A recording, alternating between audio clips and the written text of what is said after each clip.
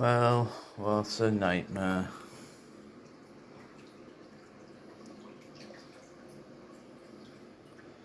The reason the hammers are closed up there is because I've got that pump on full belt. Took it off wave, put it on permanent, and lifted me weir off my overflow box there. And it's permanently pouring over there now. Strands everywhere. I'll just show you first. Everything's closed up. That's only because of the blast of the pumps. That's why I keep saying if you have your pumps too fast on your LPS, they just all shut down. That one's in shade a little bit here. And anyway, so found a little bit of algae growing on a piece of calm sticking out. So I've just that out as well, and just put some oxide. I've actually lowered my dose down. I've got 3/4 of a litre of RO water and put 1/4 of a litre of 12% in it, which makes it 4:1, which actually makes the bottle of hydrogen peroxide then 3%. Is it 3%? 4:1. 4 and 12. Yeah, so it makes it 3%, because I think when I used that 12% one the other day, it was a bit harsh. Actually damaged the tissue on the anyway. As you know, let's just get that muck off the glass there. As you know, if you've been following me videos, I had a absolutely massive colony of furry fuzzy redactors, and I come over before to have a look, and I've got that gold Meister coral there, which is about 14 inches, and it was touching it. I thought, you know what, I'm not having this no more. Plus they're sucking all me nutrients. There's about 40 of them on the back, and they were like big 4-inch ones, and they've been sucking all the nutrients out me water, and keeping me phosphates low and keeping me nitrates low, because they're known for soft corals are known for sucking nitrates and phosphates out your water. So anyway, so here we go. Step back. They've gone.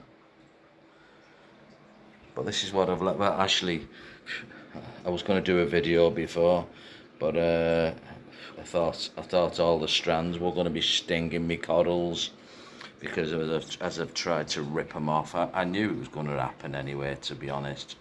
They put streamers and slime off everywhere. So I've got all these pumps. I've actually had to put me overflow box there. Me actually Venturi pump that I use for pulling the air out the box. I'm pumping that hard into the box. It's pushing loads of air bubbles up to the top of the overflow box, so I've got that pump going as well. But to be honest, I don't think it's so anyway. So while I was having a look, I noticed there was a piece of calcium stone sticking out, and there was some air algae on that as well. So I've put 3%. Dropped it on a couple of drops at a time, and left it fizzing. I didn't use too much this time. I think I went mental the other day on the beach bum and used too much.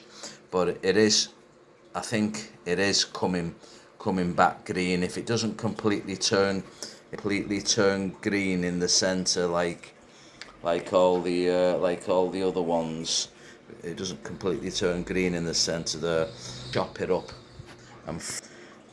Because I've got another big one at the back there, which is actually, it's a nicer colour there.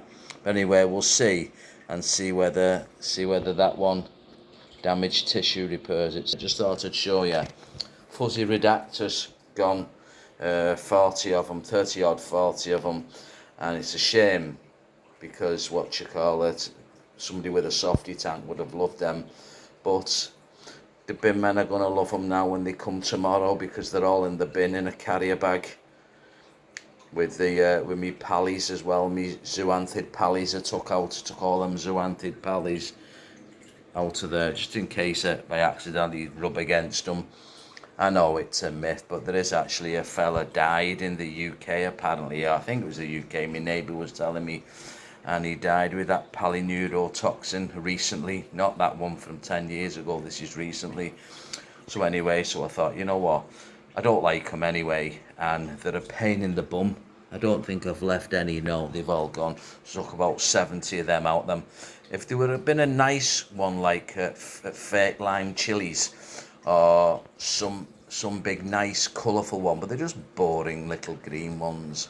Anyway, so my plan is for the back, I've got that underneath there, that Anacropora there, a big massive chunk there of Montipora. My plan is I'm getting 2 new frag racks for the back, and I'm gonna do Montipora on one, and then I'm gonna put frag that Anacropora there, and I'm gonna put Anacropora on the other, and maybe move some of them beach bums over, because that Montipora there started growing on the glass, and it won't be long before it comes at them beach bum frags. So anyway, so that's what I'm doing. I've actually managed, since I've moved the zoanthids, I've actually managed to do like that. They have like a little tiny blue polyp that comes out, and so I've managed to move that away from the ammers now. I've moved the zoanthid rock. It was like on a big rock.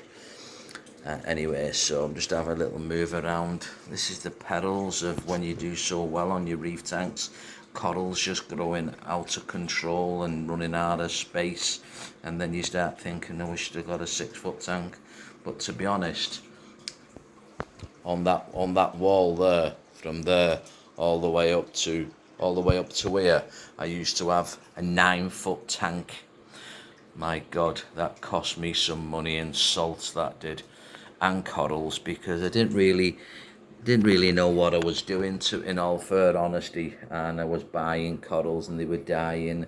But now I understand the science of it more, and the relativity of pH and nitrate. It's not about getting your nitrates down to 0 and your pH down, and your phosphates down to 0. You need them for food for your corals, and now I understand that. I can control my phosphates and nitrates for food, and I only put pellets in once a week, and I'm actually going to stop using the spirulina powder, because the hammers don't like it, because they all slime up and all that. So there's no more spirulina powder going in. All I'm going to do is control the nitrates and phosphates. Nitrates are okay, they're sitting at about 6, but the phosphates have gone up the last couple of days to 40 parts per billion, which is still not bad. Like, it's still, I think it's just 0.1 or something, like 0.1 or something like that, or maybe not even that. And what you call it, so I've been adding nitro, Z Elements nitro, to lift me nitrates up, and as soon as I start lifting me nitrates up, that automatically lowers me phosphates. But I'm just going to leave it all now and let it all settle down, because I'm pretty sure I'm going to get some nitrates and phosphates off these, because them fuzzy mushrooms did spit some brown zoanthid algae liquid out all over the place. It was everywhere, absolutely clouded, like a bloody punched an octopus in the bloody head. And anyway, so we'll see how we go anyway. So there's going to be some new alterations now. 2 frag racks right across the back wall there, and I might actually put another one lower down and start getting some of these corals off the bottom of the sand, and move some about. Just that actually, the Anacropora. I might actually take all the Anacroporas off there as well and try and get it all, or I might have enough on that big colony there just to do a load of frags on one rack, and see how I go. Nice little long video, as I say. And I've just noticed there, dreaded two bubbles of bubble algae. They're going to come out right now. I've just spotted them there now on the video. So they're going to be coming out now. And I'll tell you something about this stuff. This blooming bubble algae. I had some in a glass for a week, still alive. Put some tap water in for another week, still alive. I put some hydrogen peroxide. It actually took a week for them to turn white. So they're absolutely one of the worst things you can get in your tank is bubble algae. Lucky enough I don't have that much, and I've just seen some floating around because they've loosened off the sand. So I'm going to get these out, and I'll see it on my next video when I do get all my frag racks in and that. Thanks, see you, bye.